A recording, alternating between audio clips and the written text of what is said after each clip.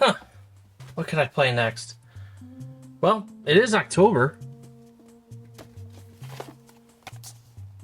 You know what? Maybe that's what I'll play next. Luigi's Mansion. It's a classic. Especially being October and all. I guess I should have a Halloween special. Oh, where the hell the lights go? What the hell is this? Weird. Whoa! Jesus Christ. I gotta laugh I'm out and doing Doritos. Definitely starting to see things now. But why the hell's the power out? Must not pay the bill either this month. Damn it. I better go check the circuit breaker.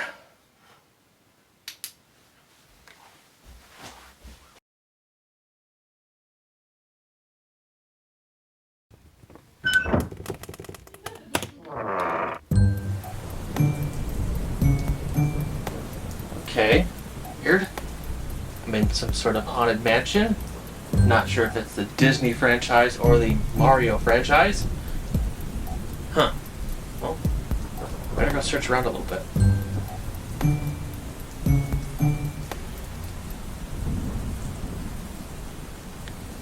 Hello? Aren't we usually supposed to cut to the intro by now? Okay, well that's odd. Let me call after Josh. It's so annoying. It's so frustrating.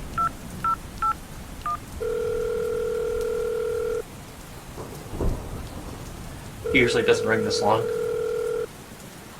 This is Editor Josh. Sorry I can't take your call. And if this is Dylan, you still owe me 70 grand, and I'm not answering until you pay me. Well, roll the intro, I guess.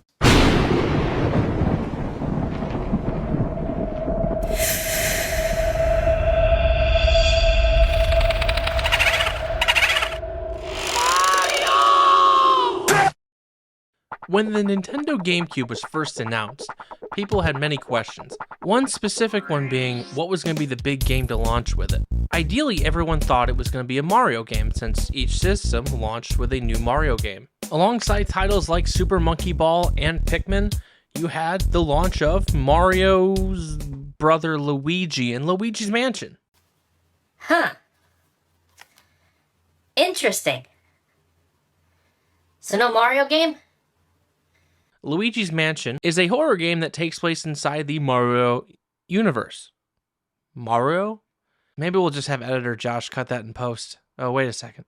Never mind, I can't get a hold of him. The story starts off with Luigi winning a prize of a house that he doesn't quite remember entering. So Luigi does what any of us would do when we got a mysterious junk mail letter. We go investigate. Once inside, Luigi starts to investigate the main foyer of the mansion. With pretty much every door locked except for one on the second floor, Luigi decides to enter. And once you enter, you're met by a ghost. Then Professor Gadd. Professor Gadd then starts to explain what's going on, but before long, 3 ghosts appear and then you then run outside of the house. Professor Gadd then brings you to his main lab to explain everything going on, and then gives you the Poltergeist 3000. And this is where you start to see the next-gen differences between the GameCube and N64 besides the graphics. The game starts teaching you how to use the Poltergeist 3000 by showing you how to use the pressure-sensitive triggers on the GameCube controller. Also showing you how to use the joystick and new C-stick to capture ghosts while pulling away. It's also here where Gadd explains that the mansion wasn't here a few days ago and just appeared out of nowhere. We also find out that Mario was here before us, and also is gone missing. And after that, we are then thrusted into Area 1 of the game. Area 1 has you exploring the second floor of the front of the mansion, introducing you to some of the first portrait ghosts that you will run into. You start by sucking up the father ghost Neville, and then his wife Lydia and their child Chauncey. If you get stuck and don't know how to start to suck them up, you can use the Game Boy Horror to take a picture of their heart and see what triggers them the most. And Chauncey decides to suck you into his own little world after you play with his riding horse. And after using his own toys against him, you are then done with Area 1. Pretty simple. Better not be a crying baby. I hate crying babies. Oh, it's even worse than I thought.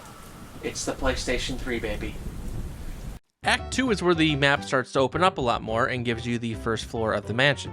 Area 2 is also where you unlock more features of the Poltergeist 3000, finding the fire and water medallions to use for fighting certain ghosts or unlocking certain ghosts and secrets. Some of the ghosts in this level are the dancing couple in the ballroom, Shivers the butler, Spooky the dog, Melody who decides to quiz you on which song goes into which Mario game before you fight her, Bogmire, which brings you into his own world to play with you, and he's pretty much the final boss in that area. And then you have Mr. Lugs before that. That's an interesting one. Oh my god, it's famous YouTuber Nicocado Avocado. That fast food really caught up to you quick, huh? After turning in more portraits to Professor Gadd, we are then brought back to Area 3. After making our way through the courtyard, we are then brought down into the bottom of a well, where we follow a little tunnel that leads to a hole in the wall, where we see Mario in a painting. It's me, Mario. And since there's nothing we can do right now, we work our way back up to the mansion to work on the next floor. Some of the ghosts we meet in this area are Biff Atlas, which is pretty much your typical alpha male in the gym, not doing anything bad. Nana, who is just knitting, which she's probably making a sweater for her grandkid or something. That's not too bad. Slim Bankshot, which is just playing pool. You know, I'm starting to think these ghosts really don't deserve any of this. And before the big boss fight of this area, you fight the twins Henry and Orville. After sucking up all of them, we then make our way to the balcony where our... I really need an editor. This is getting annoying. Anyways, like I was saying, the boo meter on the Game Boy Horror is going off ballistically, and we soon find out why. Boo, good to see you. You look great. Been working out? Put on some muscle since I last saw you in Mario 64. After using the unicorn statues to kill Boo losses, we are then brought to Area 4 of the mansion, the attic. In the attic, where we meet some of the other ghosts, like the Clockwork Soldiers and Vincent Van Gogh. After taking care of the attic, we are then sent back downstairs, making our way to King Boo, taking on our final ghosts. You have Soupy, which decided to turn her room into an upside-down nightmare, and then you have Sir Winston, who is frozen in a block of ice. Oh, it's cold in here. David Blaine? No way! You can help me out. And finally, we get to King Boo after all that is said and done. But unfortunately, King Boo doesn't like to play fair, and he turns himself into a mech Bowser. If he can turn into Bowser, I'm gonna turn into the ultimate form. The Rock.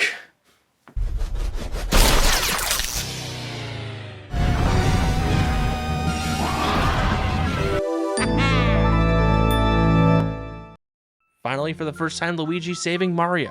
There's just something so nostalgic about this game for me. Maybe it's because it's the first game I played and watched on the GameCube. It's the game I picked up on launch day with the system, to maybe just having a memorable experience playing it every Halloween. It's a short and sweet game, but it gets to the point and it's a lot of fun playing. Also, as somebody who wanted a Mario game at the launch for the GameCube or Zelda, I'm glad we got Luigi's Mansion all these years later. It's a timeless classic that'll live on through generations of Nintendo and Mario fans. You know, it was my pleasure again. Anytime you need help sucking up ghosts, hold that thought. Somebody's calling me on my Game Boy Mark. Oh, I need to take this. It's Editor Josh. Apparently he's alive. Dude, where the hell have you been? I've been searching everywhere for you. I'm even stuck in this mansion from Luigi's Mansion. What are you talking about? I'm calling you because you owe me $70 grand for the last 2 seasons. I told you I'm not taking your calls and I'm not editing any more videos until you pay me that money. Fucking chode. Let me I need a job. Do you know anyone hiring? Is that Pizza Hut and Crystal Pepsi? I've got a taste for pizza at Pizza Hut, and pizza made with cheese, dripping with that wonderful please. I can hardly wait to taste that.